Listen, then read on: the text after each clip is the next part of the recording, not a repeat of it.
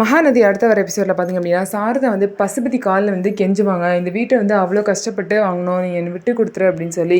பசுபதி வந்து உனக்காக ஒரு நாள் வந்து விட்டு கொடுக்குறேன், ஒரு நாள் வந்து நீங்கள் தங்கிக்கோங்க, நாளைக்கு காலையில் வந்து கிளம்பிடணும் அப்படின்னு சொல்லிட்டு பசுபதி சொல்லிட்டு கிளம்பிடுவாங்க.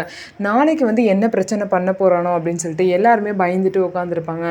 அதுக்கப்புறம் பார்த்திங்க அப்படின்னா காவேரி நம்மலாம் பயப்படணும் அப்படின்னு சொல்லிட்டு தான் அவன் இந்த மாதிரிலாம் பண்ணிகிட்டு இருக்கான், நம்ம நம்பிக்கையாக இருக்கணும் அப்படின்னு சொல்லிட்டு எல்லாருக்கும் ஆறுதல் சொல்லிட்டு இருப்பாங்க. இன்னொரு சைடு விஜய் வந்து நிவினை பார்க்க போயிருப்பாரு. அந்த நேரத்தில் நிவினுக்கு ஒரு கால் வந்து வெளியே போய் பேசிட்டு இருக்கப்போ இந்த யமுனா பார்த்தீங்க அப்படின்னா, விஜய் நீங்கள் ஊருக்கு போய் காவேரி கூட இருந்து அவளுக்கு ஹெல்ப் பண்ணுங்க, ஆனால் இதை நடக்க விடாமல் நிறைய பேர் தடுக்கிறாங்க அப்படின்னு சொல்லிட்டு யமுனா வந்து விஜய் கிட்ட சொல்கிறாங்க. யார் தடுக்கிறா, யாரை சொல்கிற அப்படின்னு கேட்கவும் நிவினு காவேரினா அப்படின்னு சொல்லிட்டு விஜய் கிட்ட சொல்கிறாங்க.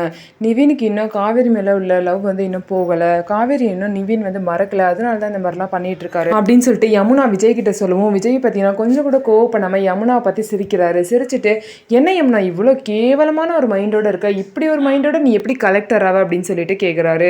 இதுக்கப்புறம் யமுனா பார்த்தீங்க அப்படின்னா நான் சொல்கிறதெல்லாம் உண்மைதான் அப்படின்னு சொல்லிட்டு சொல்கிறாங்க. உடனே விஜய் பார்த்தீங்க அப்படின்னா எனக்கு நிவினை பற்றி நல்லா தெரியும், அதுக்கு மேலே என் பொண்டாட்டியை பற்றி எனக்கு நல்லா தெரியும், நீ தான் இப்போ கேவலமான மைண்டோட இருக்க, ஃபஸ்ட்டு நீ இதை மாற்றிக்கோ அப்படின்னு சொல்லிட்டு யமுனா வான் பண்ணிவிட்டு விஜய் அங்கேருந்து கிளம்பிட்டாரு. யமுனா பேசுனதை பற்றி விஜய் நிவின் கிட்ட ஒரு வார்த்தை கூட சொல்லாமல் அங்கேருந்து கிளம்பிட்டாரு.